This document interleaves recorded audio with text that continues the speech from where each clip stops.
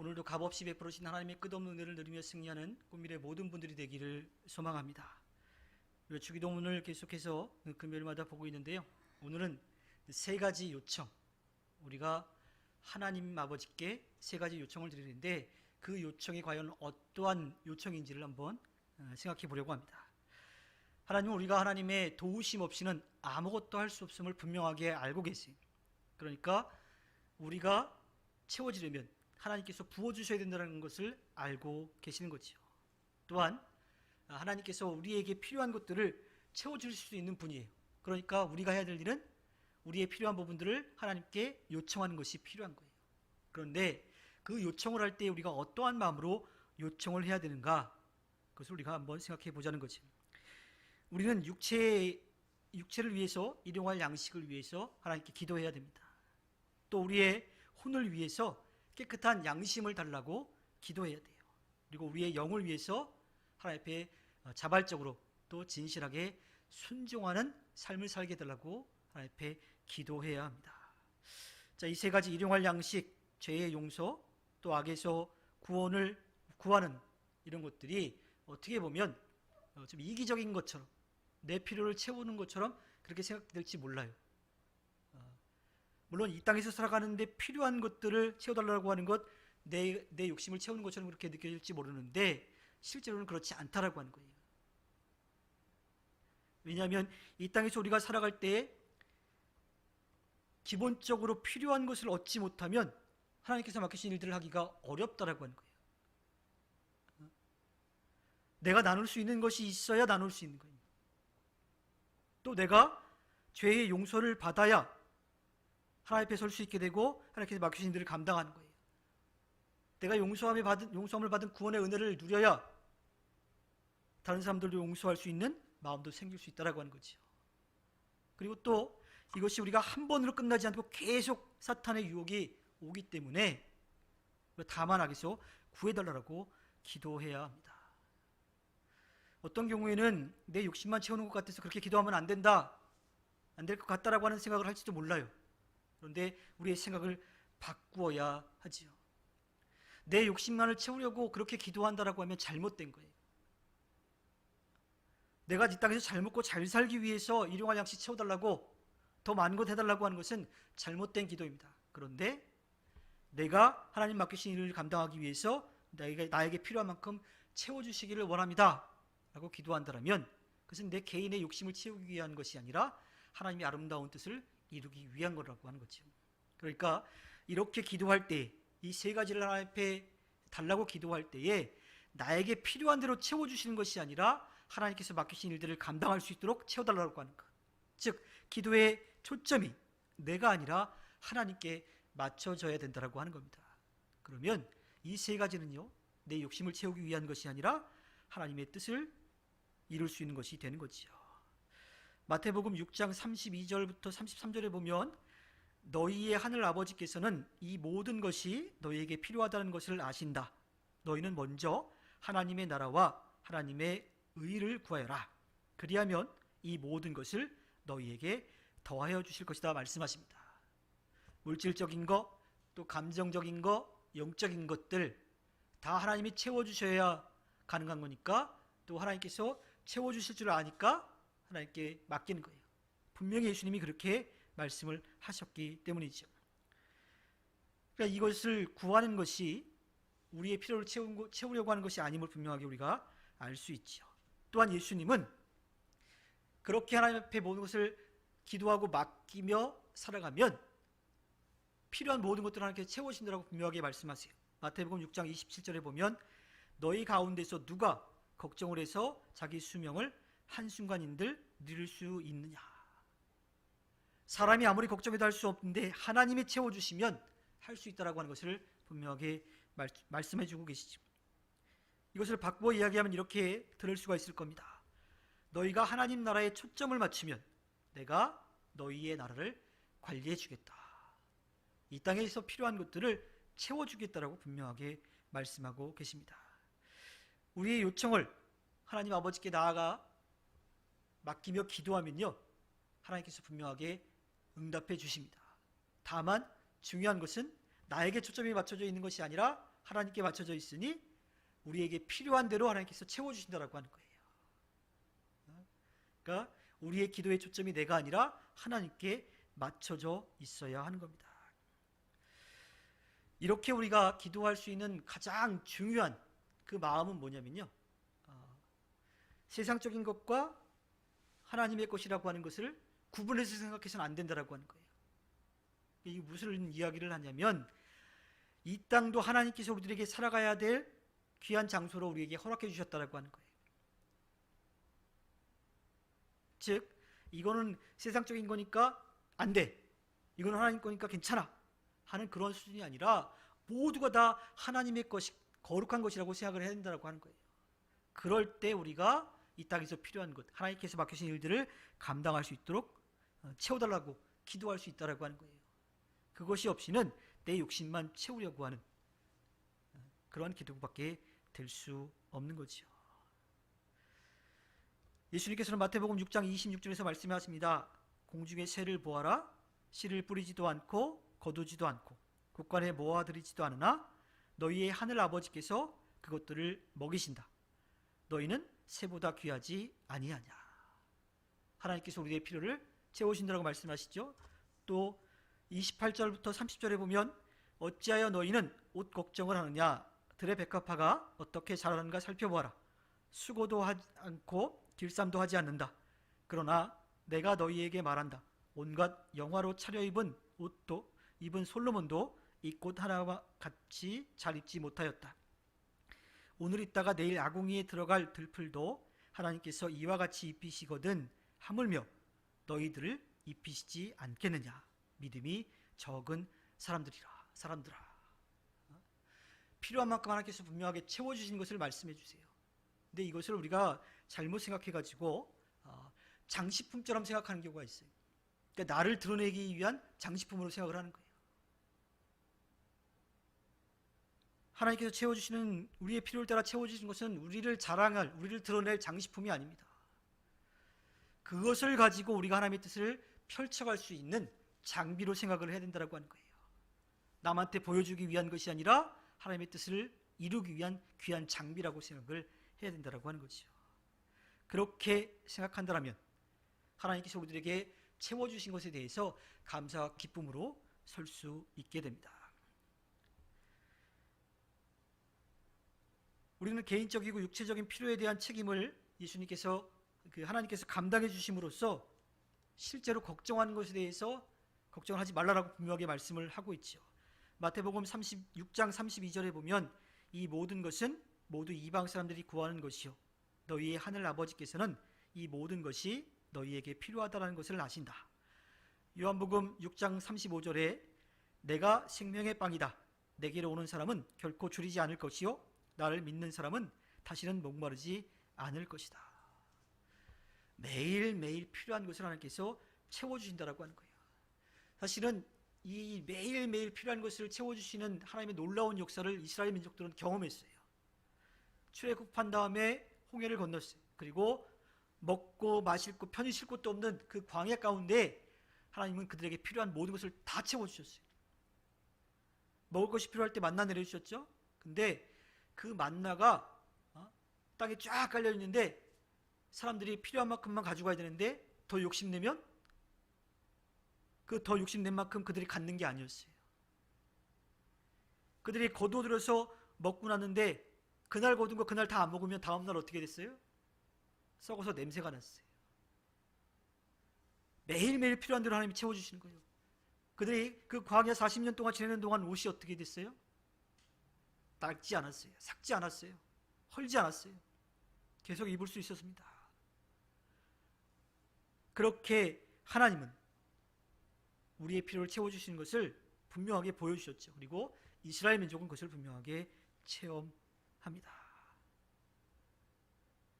아무리 차고 넘치게 주셨다 하더라도 그거를 우리의 욕심으로 채우려고 하면 또 아무 소용이 없는 것도 우리는 분명하게 알 수 있죠. 하나님은 우리에게 필요한 만큼 분명하게 채워주시는 분입니다.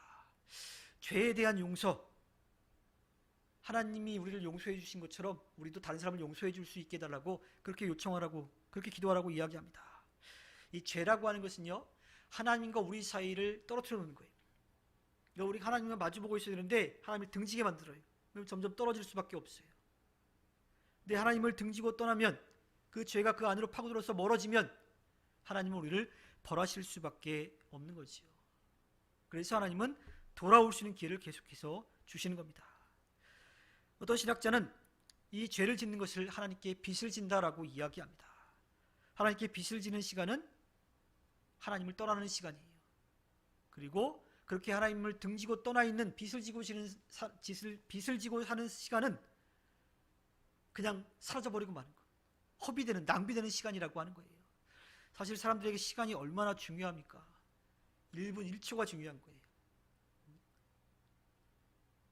예전에 그 영화관에서 원래 예정된 영화 상영 시간을 지나가지고 계속 광고 이런 것들이 나오니까 한 사람이 그것에 대해서 내 시간을 이 극장 그 영화 그 광고 때문에 허비했다라고 해서 그것에 대한 소송을 건 적이 있어요.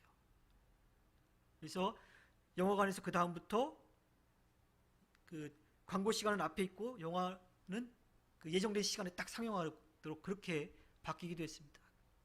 시간이라고 하는 게 보이지 않고 그냥 지나가는 것 같지만 굉장히 중요한 거예요. 게다가 하나님으로부터 멀어져 있는 시간, 하나님을 만나지 못하는 시간, 그 시간이 얼마나 값진 시간인데 그것을 허비하게 만든다라고 하는 거죠. 죄가 하나님으로부터 멀어지게끔, 또 귀한 시간을 낭비하게끔 합니다. 우리가 하나님의 용서를 받지 못하면요, 또 용서할 수도 없어요. 하나님 앞에 진실하게 서지도 못하게 됩니다. 우리는 때때로 잘못하면 그 잘못을 최대한 감추려고 해요. 아담과 하와가 그랬죠. 하나님 잘못한 거 다 아시는데 내가 잘못한 거 아니고 하와 때문이다. 하와도 뱀 때문이라고 이야기를 합니다. 요한일서 1장 8절부터 9절의 말씀을 보면 우리가 죄가 없다고 말하면 우리는 자기를 속이는 것이요 진리가 우리 속에 없는 것입니다. 우리가 우리 죄를 자백하면 하나님은 신실하시고 의로우신 분이셔서 우리 죄를 용서하시고 모든 불의에서 우리를 깨끗하게 해 주실 것입니다. 우리가 하나님 앞에 나와서 이거 잘못했으니 용서해 주세요라고 기도할 때요, 하나님이 우리의 죄를 몰라서 우리가 회개하는 게 아니에요. 하나님 저 이런 잘못했어요 용서해 주세요라고 할 때 하나님 모르시기 때문에 그거 알려드리는 거 아니에요. 하나님 이미 다 알고 계세요. 그러니까 우리는 하나님 앞에 회개할 때 어떻게 해야 돼요? 철저하게 회개해야 돼요. 우리가 뭔가 잘못했을 때 잘못했다라고 이야기할 때 다른 사람들한테 얘기할 때는 창피하기도 하니까 어떻게 조그맣게 이야기해요. 사실 내가 잘못한 게 아닌데 하는 누구 때문에 이렇게 된 건데 라고 그렇게 생각하기도 합니다. 그렇게 말하기도 해요. 조금이라도 내 잘못을 감추려고 하는 마음이 있죠. 그런데요, 하나님은 그런 분이 아니에요. 다 알고 계세요. 그래서 모든 것을 다 하나님 앞에 고백하기를 원하는 거죠. 어쩌면 내가 죄를 지은 그 시간, 장소까지도 하나님 앞에 철저하게 회개하기를 원하실 수도 있습니다. 그렇게 하나님 앞에 모든 죄를 고백하고 용서함을 받아서 자유함을 얻게 되면요, 그 기쁨이 얼마나 큰지 몰라요.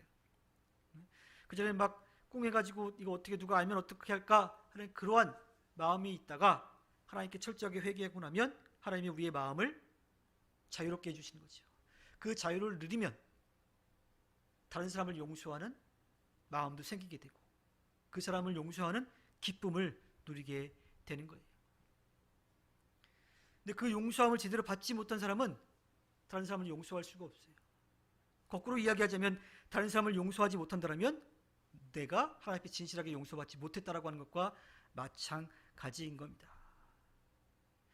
다른 사람을 용서할 수 있는 마음을 갖는 것, 그 사람은 하나님으로부터 진정한 용서를 받은 사람이 이거죠. 그것만이 진실한 용서를 받은 사람입니다. 만약 우리가 우리에게 잘못을 범한 사람을 용서하지 않는다면요, 그것은 하나님께서 우리를 위해 아들을 보내시고 그 아들의 생명을 우리에게 내어주신 것을 하찮게 여기는 것과 마찬가지예요.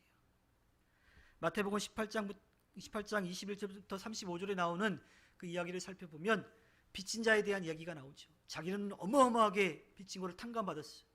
그래서 너무 감사하다고 인사를 하고 나왔는데 자기한테 아주 조금 빚진 사람, 그 사람에 대해서는 용서하지 못하고 멱살을 잡고 끌고 가버리는 거죠. 결국 그 사람은 어떻게 됐어요?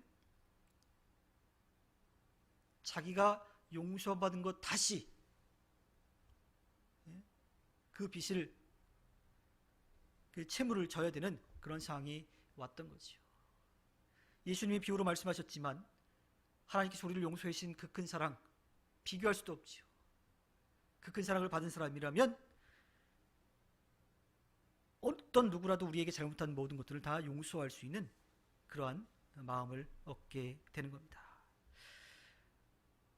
또 우리를 시험에 들지 않게 하시고 악에서 구원해달라고 기도하라 그래요. 그렇게 요청하라고 이야기합니다. 왜 그럴까요?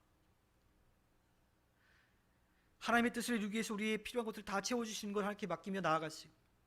때로는 우리가 잘못해가지고 용서를 구하고 용서 안 받고 다른 사람도 용서하게 됐어요. 근데 이게 한 번에 끝나지 않는다라고 하는 거예요. 사탄은 계속해서 우리를 넘어뜨리려고 합니다. 우리는 사탄이 우리를 넘어뜨리려고 하는 그 상황을 우리 스스로 이겨낼 수가 없어요. 싸워서 이겨낼 힘이 없습니다. 오직 하나님의 사랑만이, 하나님의 능력만이 그것을 이겨낼 수 있는 거죠. 우리 스스로 할 수 없으니까 겸손히 하나님의 능력을 구하는 겁니다. 야고보서 1장 13절부터 14절에 보면 시험을 당할 때에 아무도 내가 하나님께 시험을 당하고 있다 하고 말하지 마십시오.